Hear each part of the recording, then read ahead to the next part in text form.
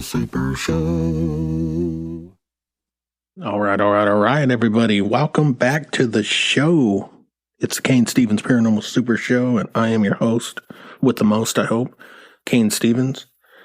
We got a great show for you lined up right now. We're going to do, well, one of my favorite topics, and apparently America's too, given the box office success of the movie. But, with that being said, we're going to do the Titanic right now. So, go ahead and get a blanket, get a nice comfy, stuffed animal to sit next to, and light some candles, hunker down, and get ready to be amazed or scared or excited. Just learn something about the Titanic. So, with that being said, let's go. All right, so we're getting into the Titanic here. Before we get started, let's start a new segment here. This one's called Paranews. We're going to talk a little paranormal news for you. Just look at something here. I got a little article here off of Newsweek. It says, "Run! New homeowners find terrifying symbol after pulling up carpets." I think I know where this is going. It says they moved into a new home. It was an exciting process, as it always is. Purchasing an old property. The previous owners were obsessed with cheesy house signs, such as, what to say here, "Dream home comes with basement dweller." Who the hell wants to buy a house with something that says that? Instead they bought the house anyway, and decided to move in. They, upon further discovery, found that their house was a former Satanist hub, and it was then became kind of a whole level creepy for them in a way. They still didn't seem to care, I guess. Well, who cares, right? Got the Lord by my side, and I'm ready to go. So they take on the house a little bit, decide to pull up the carpets, as most people do. I'm sure it had some ugly orange shag or some nasty cigarette-filled carpet. They pulled it up, and I guess in an area of the house, not really sure here. It's not really. Oh, there was an image that they took of it that I can put on my page or something on Facebook and on Instagram, but it showed a 5-point pentagram seemingly scratched into the wooden floor. Yikes. And when you, good Lord. And when you see this thing, it's pretty dang terrifying, honestly. Let's see. After that, they decided to post it online. After about 5 hours of posting, they received over, 18,000 something upvotes and 2,800 comments on Reddit. And let's hear some of these comments. Elsa Gio commented, "Yeah, they shouldn't be worried. If there was a big scorch mark in the middle, they should be worried." What advice from Elsa Gio. Let's see here. Oh boy, some of these names are fictional. Pixional, as you can imagine. No sacrificial blood stains either. Bonus. Right on. These comments are ridiculous. But anyways, it looks like this article, and the kind of came to light, so to speak, after somebody had posted this stuff on Reddit. So let's see. Well, here's an interesting stat in the article. According to American Haunted House Events Company, well, there you go. There are currently 1,200 haunted house attractions across the U.S., attracting an average of around 8,000 visitors per year. So, it's it's a lucrative business. If you have a haunted house and want to make a house attraction out of it, I guess go ahead. But I wouldn't advise it if you have a giant pentagram in your living room or something, or got a bunch of crazy stuff going on. Let's see. Here's another pretty cool stat from this. Although Americans can't get enough of spooky fun, a haunted house experience provides a few people. Let's try that again. Okay. Although Americans can't get enough of spooky fun, it looks like few people actually want to live in one, though. They kind of just want to visit. 2 in 5 U.S. adults believe that ghosts and demons are real, with 20% believing they have encountered a ghost and 11% claiming to have a run-in with a demon. Yikes. Fortunately, paranormal investigators say there are steps you can take to rid you of the spirit. So that's really, I don't know if that kind of counts as an article. It was in Newsweek Online. I deem it a paranews. I deem it something. So, with that being said, I'd say if you yourself pull up the carpet and find the same thing, I would probably not get freaked out just yet, but if you are, I would call a priest or somebody and have somebody at least come sage the room and take care of business, because you don't want to mess with any of that. So. But we're going to move on from this now. It's time to get into the meat, the old meat on the bone of what we are going to talk about. We're going to talk about the old Titanic. We're not really that far from the anniversary of when it sank. What is April 14th was it? And if I could do math, and I probably can, it's 1912. So April 14th, 1912 is when it sank. And, we just want to kind of go into it. Let's talk facts here. Let's share some interesting little tidbits and kind of go over a few things. Then we can talk about the supposed hauntings and all of the places where they hold the artifacts and all that. So, one thing I found very interesting about when I was reading and watching different videos and different things about the Titanic was that there were so many alarming things to me where it seemed like it could have been prevented, like one interesting thing that I had read about was these two fellas, for example, Frederick Fleet and Reginald Lee, I guess, were the guys up in the crow's nest, and they were the ones that, noticed the iceberg and got a hold of the bridge or whatever, and, said the famous words, "Iceberg right ahead." And, it was within seconds after that they, kind of cockeyed plowed into it. They didn't plow into it straight on. And, the rest is kind of history from there. There were, one thing that I found interesting that I read was that they couldn't see the iceberg, even though they received many warnings before that. They received 6 warnings of icebergs ahead. And of course, the captain, being a captain,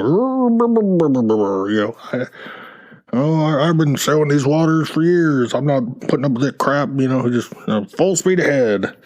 And they're just hauling ass through this iceberg-filled water. I don't mean to laugh. It's not good towards I don't mean any disrespect. It's just, it's kind of ridiculous. I mean, it's very tragic. So, I apologize for thinking that certain things are funny. It's just my warped sense of humor. So, I guess they couldn't see it because the water was strangely calm, which, that kind of makes sense. But, I guess like now, after all of that, now that's kind of like a, telltale sign that there are icebergs or ice in the water, I guess, is that it's so, it's so calm. And it's something that they use now, but I guess they ignored it then. So they didn't have their binoculars. The one guy said, Frederick Fleet said they probably could have saved the ship if they did. There was another guy. I'm trying to think who the heck it was. There was a guy that had the crow's nest before them, and I forget. I can't find it. I'm not really sure who it was. Anyways, there was a guy that was there. Just a synopsis. There was a guy that was in the crow's nest before then, and I don't know if he was disgruntled or something, but they kept the binoculars in like a locked area, and he had the key, and I guess he'd had enough for he had it for the night and decided, oh, screw those guys, they can do it like the rest of us, and they don't need no stupid binoculars. And he took the key by accident or something, and the rest is as we say once again, history. They didn't do them any good. I don't know if it would have done them any justice, but it certainly couldn't have hurt, right? So here's one of those strange facts. Frederick Fleet actually survived after all of that, and talk about tragedy and hauntings and why anyone would believe that any of the artifacts or the area might be haunted or something where the ship went down. It's really hard to say, but he later, Frederick Fleet later hung himself in 1965, probably riddled with guilt over, what had happened to the ship and to the people there. So, there's so much tragedy surrounding this boat. It's unbelievable. Let's see. I guess it was an estimated, it took about 3 hours for the Carpathia, which was the ship that came, answered the call. It took about 3 hours for them to reach the Titanic at about 3:30 a.m. And the damage had already been. I mean, there people floating in the water, lifeboats not filled. I guess it took about 2 hours and 40 minutes to sink. So all that time, all that wackiness that you saw in the movie. The movie I'm referring to is obviously the movie that everybody kind of. If you haven't seen it, you've obviously been living under several rocks. If you haven't, there'll be some spoiler alerts here. The ship doesn't make it, and neither do a lot of the people. So, but it does have a great love story, and it'll forever hold a place in our hearts, especially that damn song by Celine Dion. So I'm not going to play it on the show because I don't want to get flagged by the YouTube police and all that different stuff. So we ain't going there. The water was a balmy 28 degrees Fahrenheit, which if you've ever been to the, I know there's a couple of them, but the one I've been to is in Branson, Missouri, the Titanic Museum, where it's, it's really cool. I mean, it's got a ton of artifacts. It's just set up so cool. Like, the rooms are kind of like replicas of it. And, they got the staircase like in the movie where you see Leo standing at the top or whatever, or top or where the hell ever he was standing. But he wasn't there when I was there. So you could put your hand in the water at that temperature and feel how cold it was. And it's like, you can see how long you can put your hand in before you lift it back. I mean, it had to have been horrible. It probably wouldn't have taken very long for a lot of people to go into immediate hypothermia. And, obviously not. A lot of people didn't make it. But, I mean, it's just the stats are unreal as to how many people didn't make it. Let's see.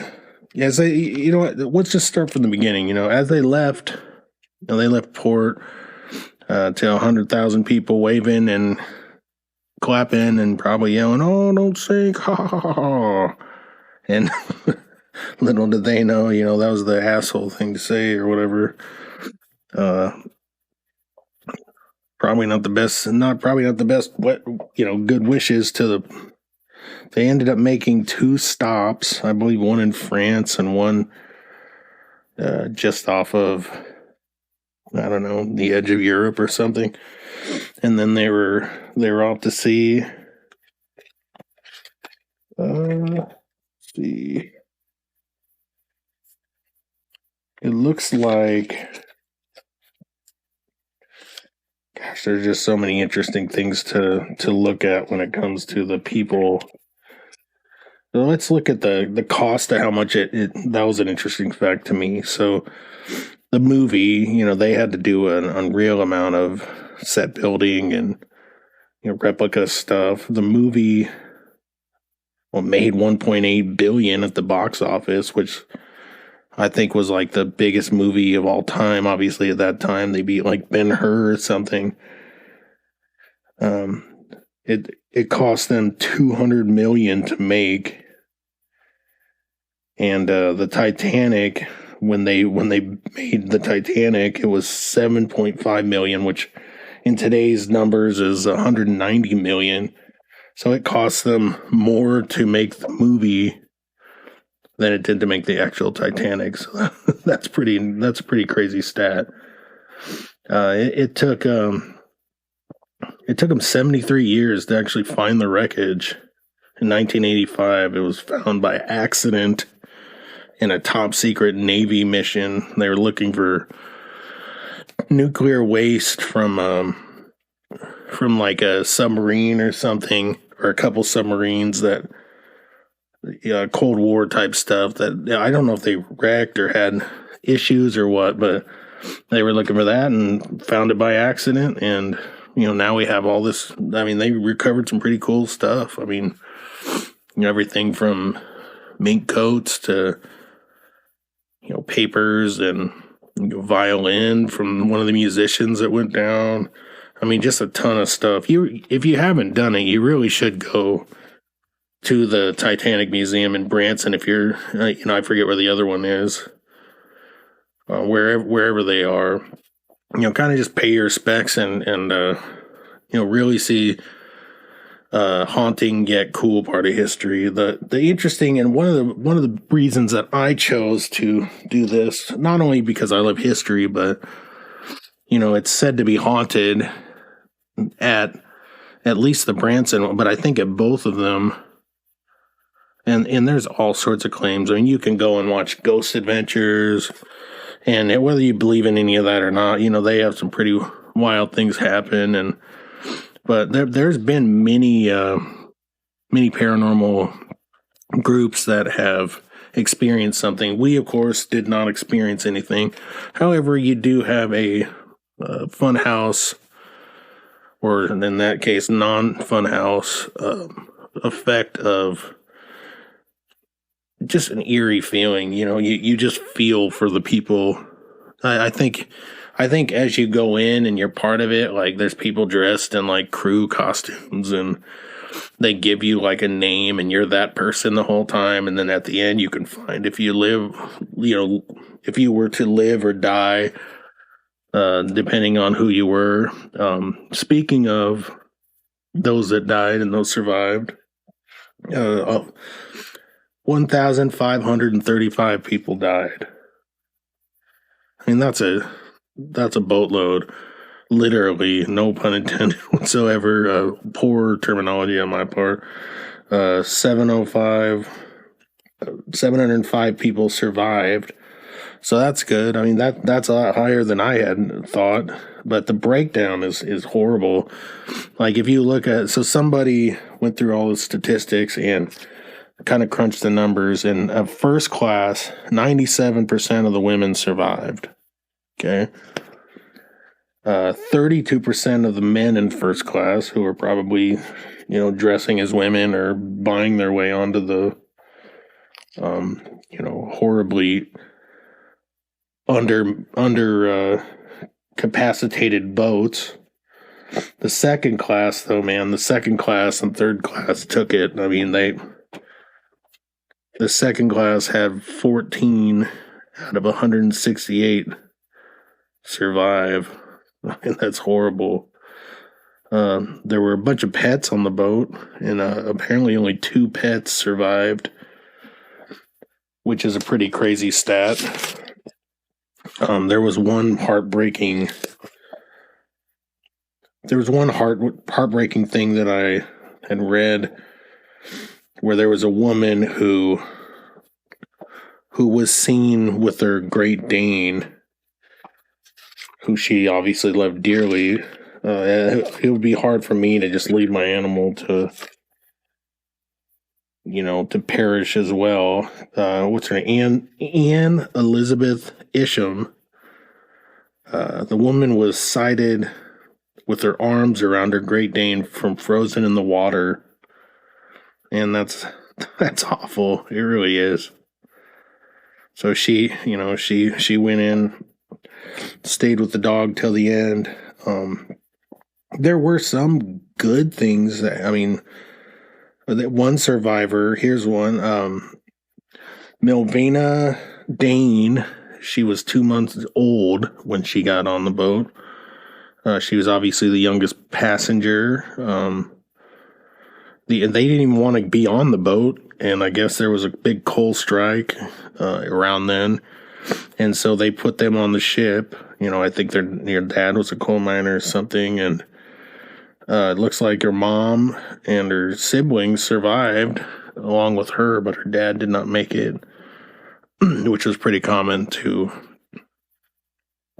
the amount of people that lived and those that didn't. She actually lived to be like 100 years after the Titanic, so she lived to be like 100, and in her final years, Leonardo DiCaprio, Kate Winslet, and James Cameron actually paid her bills for the last couple years of her life. So that's cool. They profited so much off of all of that, and they gave back to a survivor. So that's kind of a nice story compared to everything else. Let's see. Man, it's so interesting. I do want to say, if you're looking for more facts or better people who are better about this than me, you can always go on, read countless books. One thing that I enjoyed out of many videos on YouTube was 101 Facts about the Titanic. It was extremely interesting, and the guy narrating it was British, so that's always fun. And I don't know, British people, maybe I'm wrong, British people just kind of narrate things better in my head, like or like give dialogue better. So that would probably do better this show than I do. So come on over, buddy. I'll save a spot for you with next to the fat little black dog that's always being a little demon spawn to me or something. I'll save you a chair. So well, here's a heartbreaking thing. Me as a musician, I can't relate to going down with a boat, but It looks like all the musicians on board died. They all went down with the ship. That probably isn't due to them wanting to. They did, in fact, play for 2 hours past that first initial hitting of the iceberg to keep people calm, which is unreal. It reminds me of the movie, in the scene where they're getting ready to shut down, and they're like, and then they're like, "Well, boys, it's been a pleasure doing this with you," and then they continue playing. It was pretty. I don't know. It left a spot in my mind. So, but unfortunately, none of them made it. So, there were some extremely, like, the richest of the rich. I mean, the actual, like, richest guy in all of the land. Where is he at here? Yeah, at that time, like, the richest guy in the world, John Jacob Astor IV, he didn't make it. He was on the ship, and he died on the ship with their dog. I think that what are they? They were part of the Waldorf Astoria Hotel, which was famous, and Waldorf, sorry, and he was worth like 87 million then, which just blew everybody. So like now it would be like 2.3 billion. So he'd be up there still with, Elon and, Jeff Bezos, that little freak, and all the other, beyond 1%, they're all the richest of the, I mean, this guy was the guy. So that's crazy. I mean, if that tells you anything about what a tragedy and what a disaster this was, I mean, even the rich and the richest of the rich didn't escape. There was somebody, speaking of luck or being unlucky, there was a lady named Violet Jessup, and this is the craziest stat of them all that I thought. Listening and reading through, I guess she was a nurse or something. She was Argentinian. If I'm saying that incorrectly, feel free to give me a mouthful. She actually survived the Titanic sinking. She did go up to the top, was asked to help, and she did help with people. She also was on another boat that was the sister boat of the Titanic. She was on the Britannic that also sank. I mean, that's unbelievable. These are one of those, like, lightning hitting you stats. Like, a guy who got struck like 4 times type craziness. This is nutty.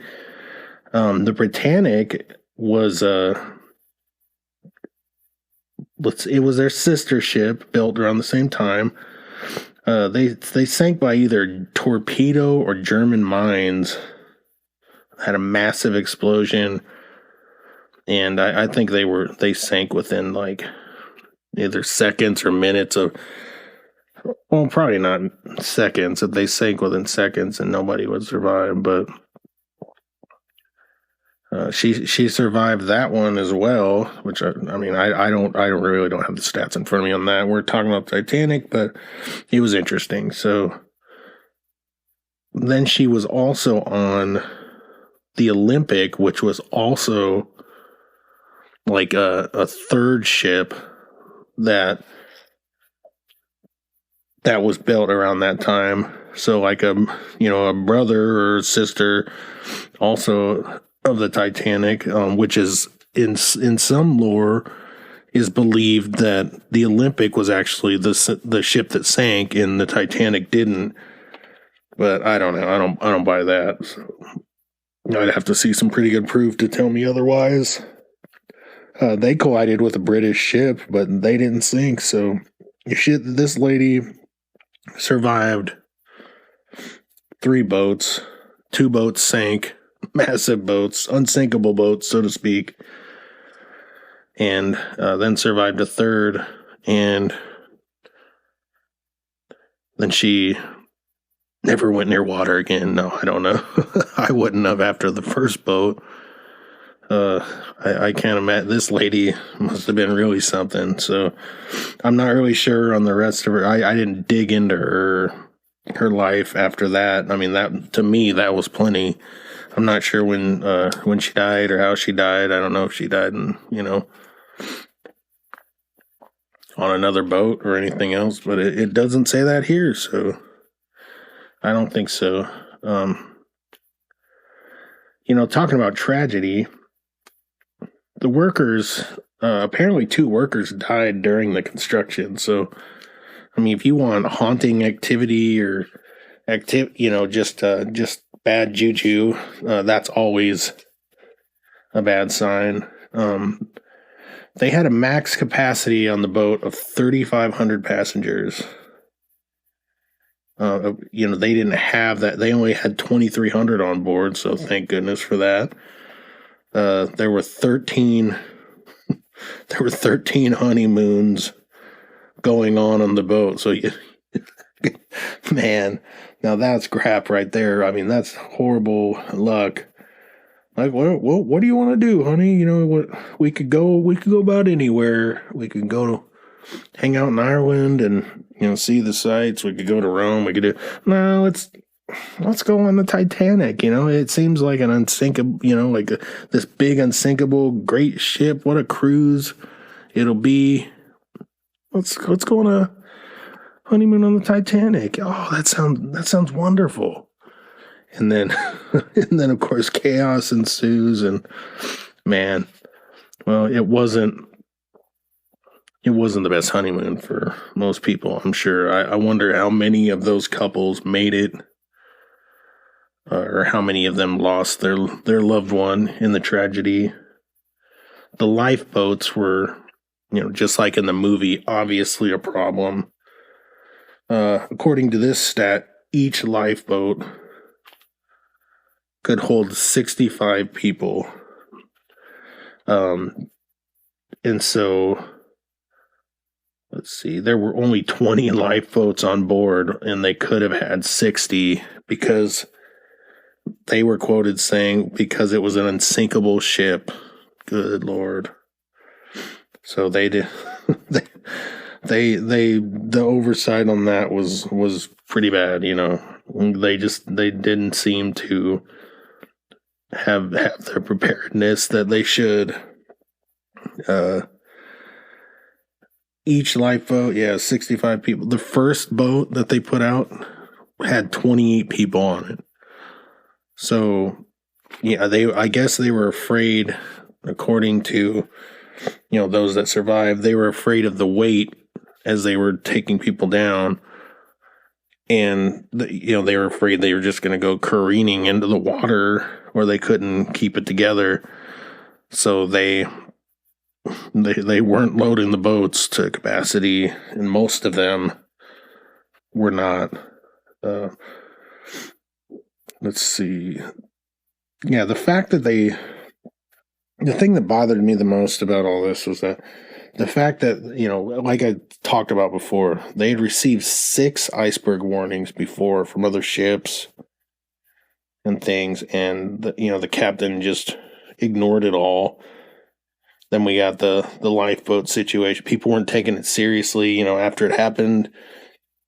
Shortly after midnight, they called everybody to the deck, and people were up there playing soccer or football for our British friends out there and around the world who play soccer.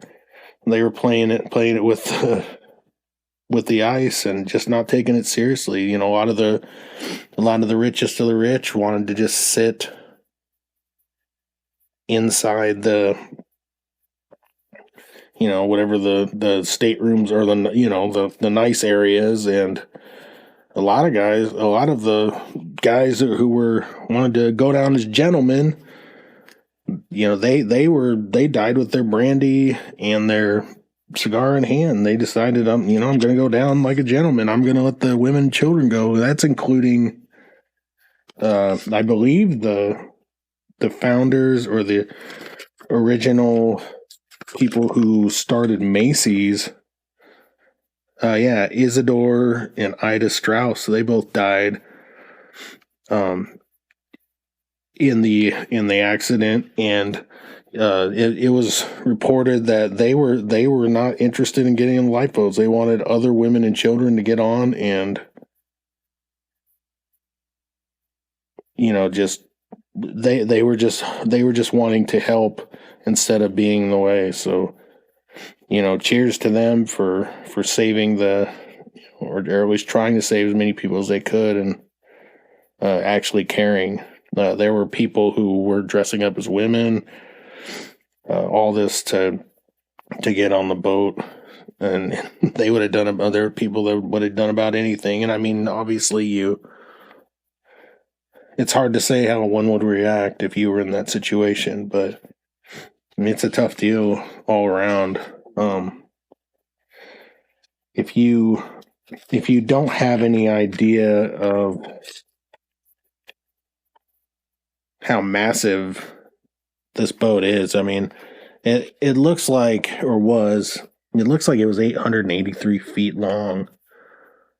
It was so big. They had 825 tons of coal a day, and they had more than 10,000 light bulbs that were used.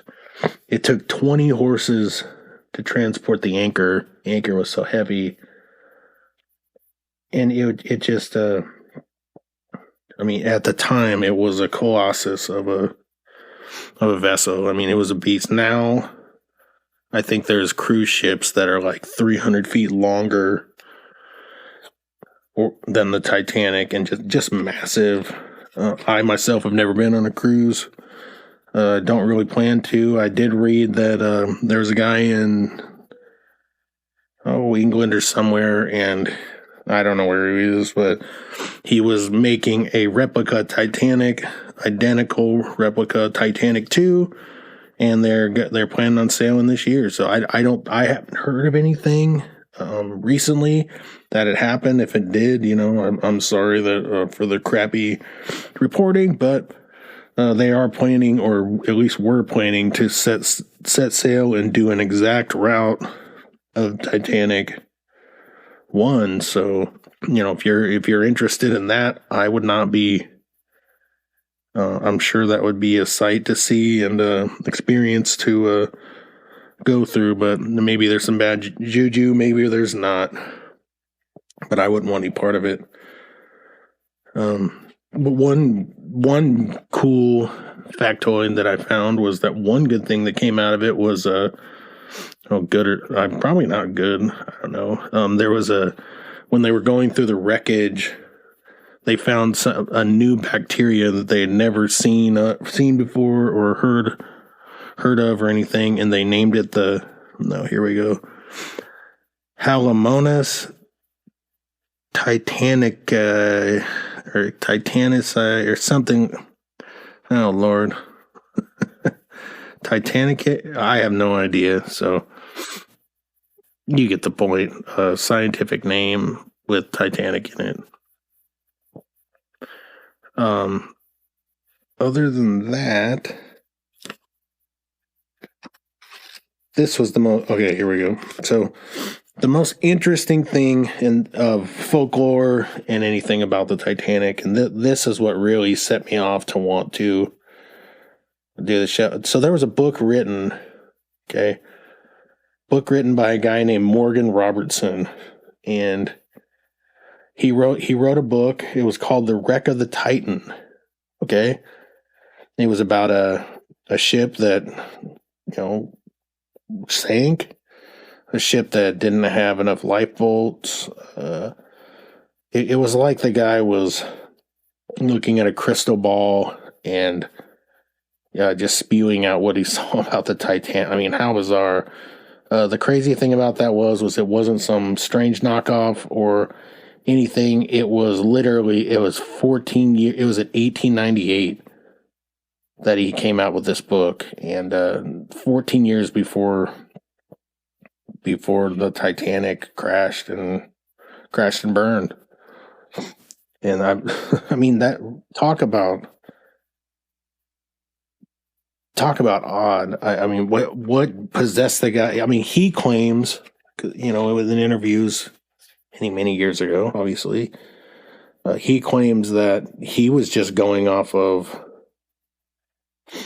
you know, reports and facts about, you know, sailing and everything at the time, and that's really the insight that he had for all of that. So, you know, who knows? Well, what possessed him to do it? It could have been you almost wonder if anybody on the Titanic had ever read the book. That would be extremely interesting. We'll never know, but if they had read the book and then literally lived it out. So, you know, Morgan Robertson, that's definitely something to check out. I believe it's called The Wreck of the Titan. So check that out. Find it at your, I don't know where the heck you'd find it. I'm sure you can find it everywhere. If you can't, you always wish you had. So that's what the internet's I'm sure we can find something on it. Maybe we'll do a future show just on that book. That would be awesome. So, you know, all this being said, I know we're kind of getting out there on time. You know, this was a massive tragedy. This is something that people still talk about. I mean, they set records with a massive movie that was awesome, and I watched it probably an unhealthy amount of times, maybe a few million times. Probably as much as it cost. I probably watched it as many times as it cost them, you know, in dollars to make. So, and I'm sure you all have too. But, you know, not to make light of it, I thought they did a really good job.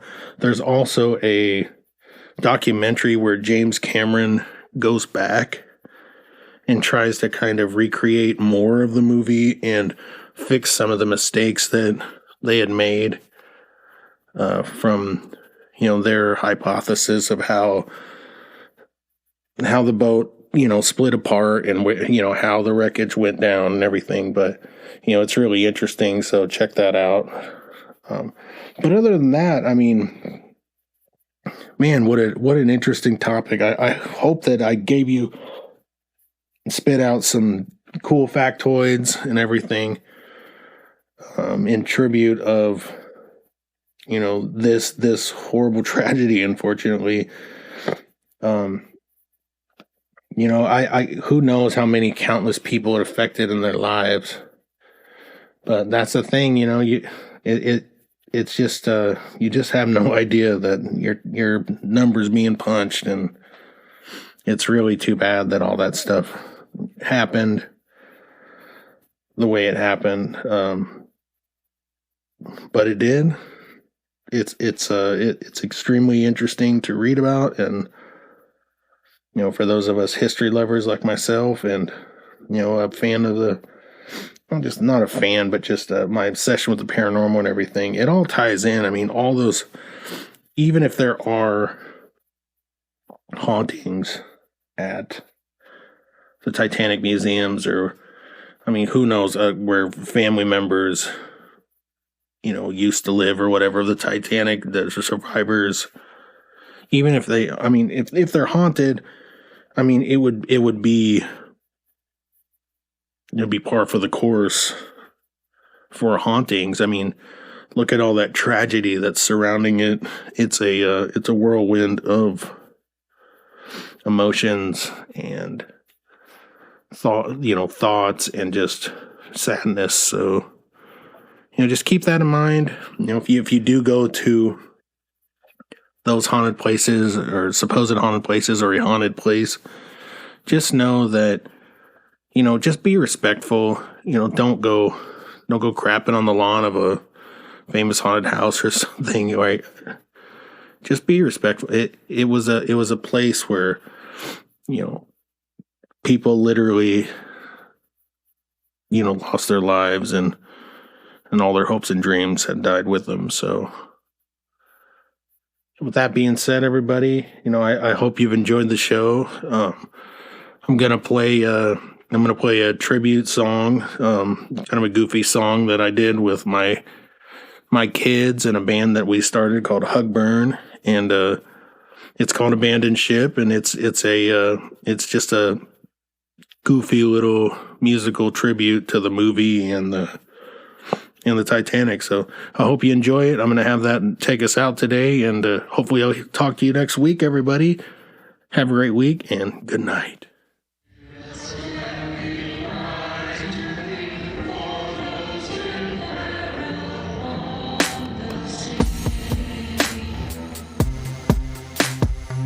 All right, boys, like Captain said, nice and cheery, so there's no panic.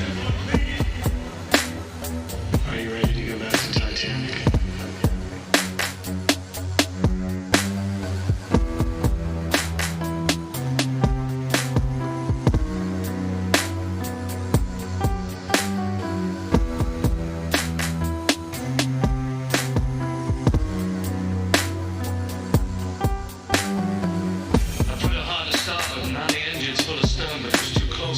I tried to port round it, but she hit.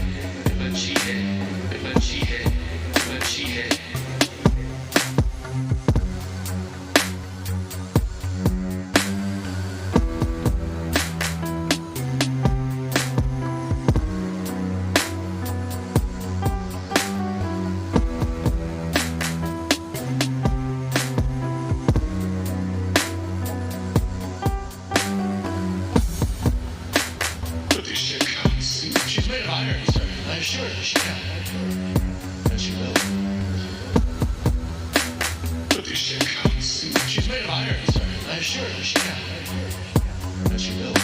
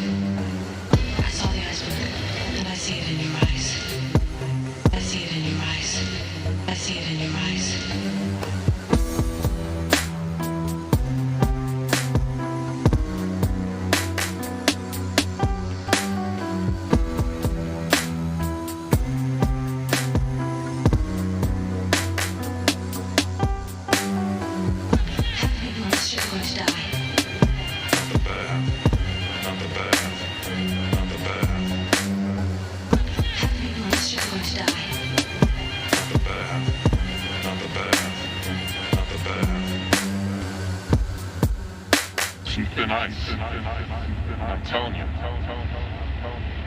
Water that cold, like right down there, it hits you like 1,000 knives down all over your body.